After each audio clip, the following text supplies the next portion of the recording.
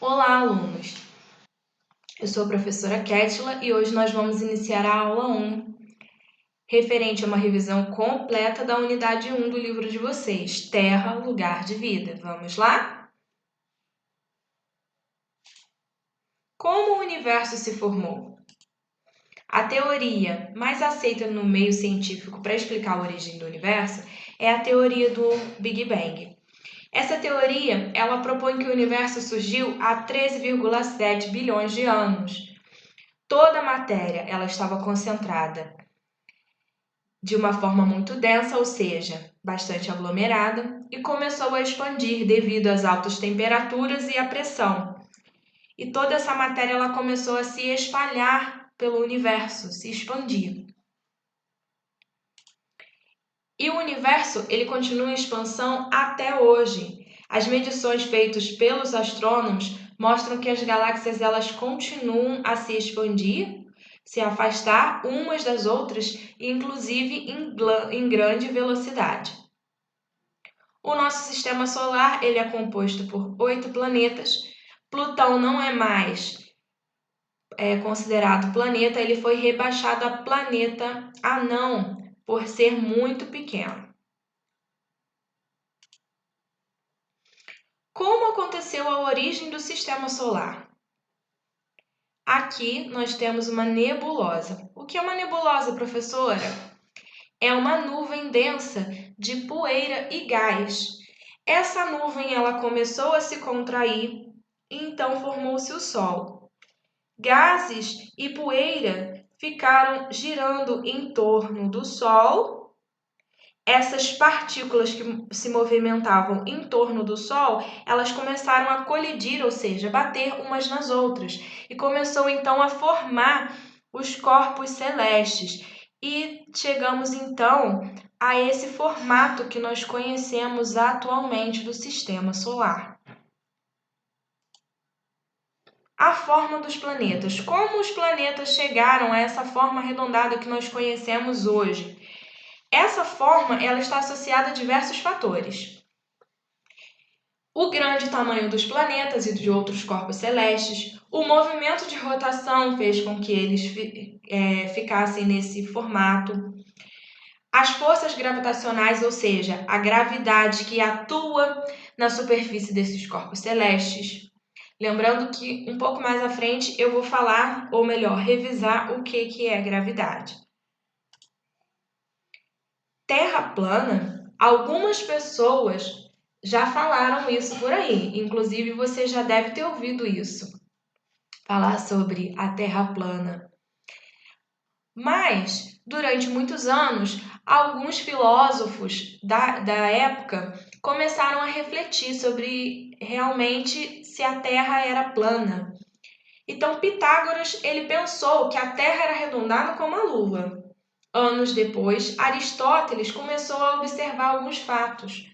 Ele observou que quando um navio se afastava da costa, sumia primeiro uma parte do casco e depois os seus mastros.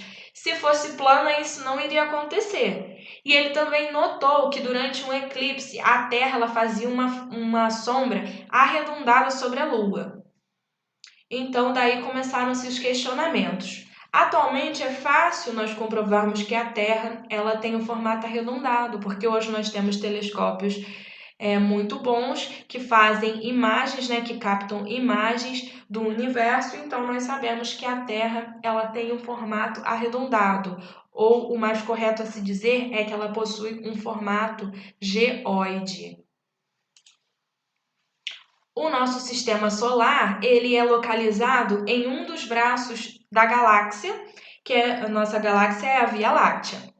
E ele é um sistema planetário, ou seja, é um conjunto de corpos celestes, que tem uma estrela no centro, e essa estrela é o Sol. Por que durante o dia nós não conseguimos enxergar as demais estrelas no céu? Porque o Sol ela é a estrela mais próxima do nosso planeta. Então a luz dela ofusca a luz de todas as outras estrelas que estão muito distantes. Até o ano de 1543, as pessoas acreditavam que que o Sol se movia ao redor da Terra, que a Terra ficava no centro. E esse modelo, ele foi chamado de modelo geocêntrico, como a gente pode observar aqui, ó. A Terra no centro, então, do Sistema Solar. Nicolau Copérnico, depois de muitas observações e muitos estudos, a ciência ela é assim, ela é baseada em observação de fatos, né?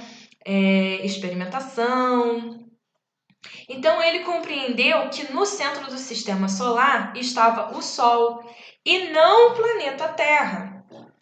Então esse modelo no qual o Sol ele está no centro do Sistema Solar, ele é chamado de heliocêntrico. Hélio vem de Sol, então Sol no centro do Sistema Solar. Por que os planetas eles orbitam ao redor do Sol? O Sol ele é muito maior do que os planetas, né, do Sistema Solar. Então ele possui uma força gravitacional muito grande, ou seja, ele atrai todos os planetas para girarem em torno dele devido a essa força de atração gravitacional. Mas o que é gravidade, professora? Bom, a gravidade é uma força que atrai dois corpos, um para o outro. Então é por causa dela que as maçãs caem em direção ao solo, os planetas do Sistema Solar orbitam o Sol, e quanto maior a massa de um objeto, né, quanto maior ele for, mais forte será a sua atração gravitacional. Os planetas são corpos celestes de forma esférica, né, aquele formato geóide que eu havia falado para vocês, que orbitam uma estrela. E eles podem ser divididos em dois grandes grupos. Eles podem ser rochosos, como Mercúrio, Vênus, Terra e Marte, e eles podem ser gasosos, Júpiter, Saturno, Urano e Netuno, que são os planetas que estão mais afastados do Sol no nosso sistema solar. Os planetas eles possuem satélites naturais, que são corpos menores que orbitam ao seu redor. Então, essa ilustração aqui mostra que a Terra exerce uma força de atração gravitacional sobre a Lua, ou seja, a força gravitacional atrai a Lua para ficar orbitando em torno do nosso planeta Terra. Os planetas e os satélites naturais, eles são corpos iluminados. O que quer dizer isso? Que eles não possuem luz própria, eles apenas refletem a luz solar. A astronomia é a ciência que estuda os astros e seus movimentos. A astronomia não tem nada a ver com astrologia, pessoal. Lembrem-se disso. A astrologia não é ciência. E já a astronomia, sim, essa sim é ciência, porque ela estuda os astros, estuda os seus movimentos, é super importante para a gente. Bom, as estrelas, elas estão distribuídas pelo universo de forma infinita. Não somos capazes de contar as estrelas. E os agrupamentos de estrelas nós chamamos de constelações. Então, aqui tem vários agrupamentos de estrelas. O gnomo. O que é o gnomo? Ele é um antecessor do relógio de sol. Era uma vareta que enfincada no chão, no solo, de acordo com que o planeta Terra ia girando, né? A luz do sol ela ia mudando a sombra e assim marcando a passagem do tempo. E depois eles criaram os relógios de sol, que é o mesmo princípio. Observando aqui, ó, a sombra que ele faz, então vai marcando a passagem do tempo nessa estrutura. Até o ano de 1609, os astros eles eram observados sem uso de nenhum equipamento. Mas neste mesmo ano, Galileu Galilei, ele construiu uma luneta, que era inclusive um equipamento bem simples, mas com esse equipamento bem simples, que continha lentes, ele conseguiu observar diversos astros no universo. Ele observou que Vênus ele tem fases e observou muitas outras coisas. Isso foi muito importante para a ciência. Mas, com o passar dos anos e a evolução tecnológica, diversas ferramentas modernas e super úteis elas foram desenvolvidas. Aqui nós temos um observatório que contém muitos equipamentos para facilitar a observação do universo. E aqui nós temos o telescópio Hubble. Ele capta imagens incríveis do universo, como nós vamos ver nos próximos slides. Então, aqui nós temos algumas imagens captadas por eles. São imagens incríveis. A ciência, ela é baseada no método científico. O que é isso? A ciência ela é baseada em fatos, em comprovações. E o método científico ele tem alguns passos. Primeiro, nós começamos com a observação. E o que nós fazemos na observação? Nós reconhecemos o problema. No próximo passo, nós formulamos hipóteses, ou seja, nós buscamos respostas para resolver o problema. O terceiro passo é a experimentação.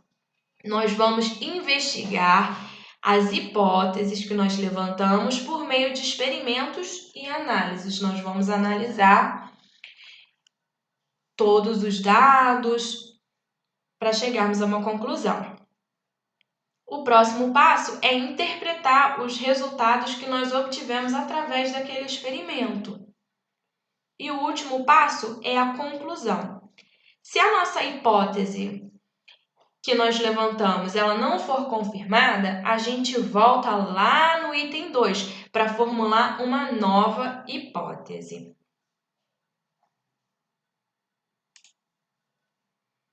Condições para a vida na Terra. Bom, aqui nós temos a biosfera, aqui no centro temos essa ilustração. A biosfera são partes do planeta que podem abrigar a vida, e ela é formada pelo conjunto de seres vivos e do seu ambiente, e dos fatores, que são necessários para que haja vida. A hidrosfera, que é a parte que contém água, a crosta terrestre, onde seres vivos habitam, a atmosfera, que possui os gases necessários para que os seres vivos respirem.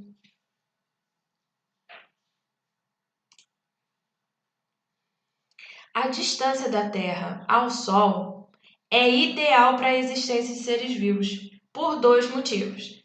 Primeiro, porque essa distância ela possibilita temperaturas favoráveis à vida, ou seja, nós não estamos nem tão perto a ponto de ser muito quente, nem tão longe a ponto de ser extremamente frio.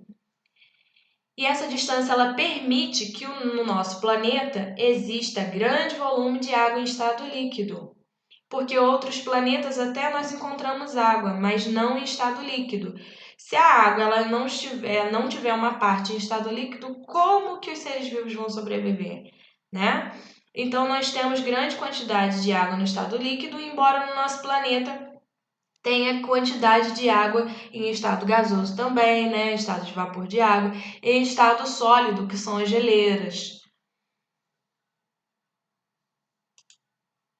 Os movimentos do planeta Terra. Bom, o planeta Terra, ele faz um movimento de rotação que é em torno do seu próprio eixo. Esse movimento ele vai ser responsável pela ocorrência dos dias e das noites, ou seja, quando essa face aqui da Terra está virada para o Sol, os raios solares batendo aqui nessa face do planeta Terra, vai originar os dias, e a outra parte do planeta Terra que não está virada para o Sol, aqui será a noite.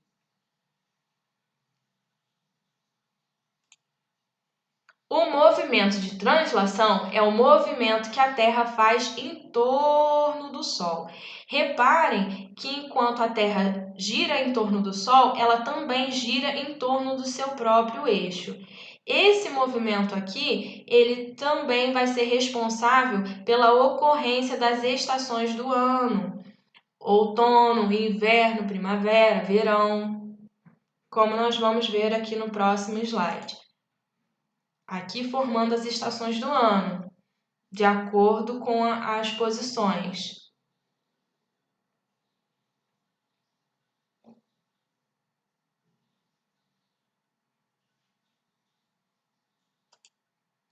Bom, pessoal, essa foi a nossa aula de revisão. Fico à disposição para tirar todas as dúvidas. Um abraço, bom estudo e até a próxima aula.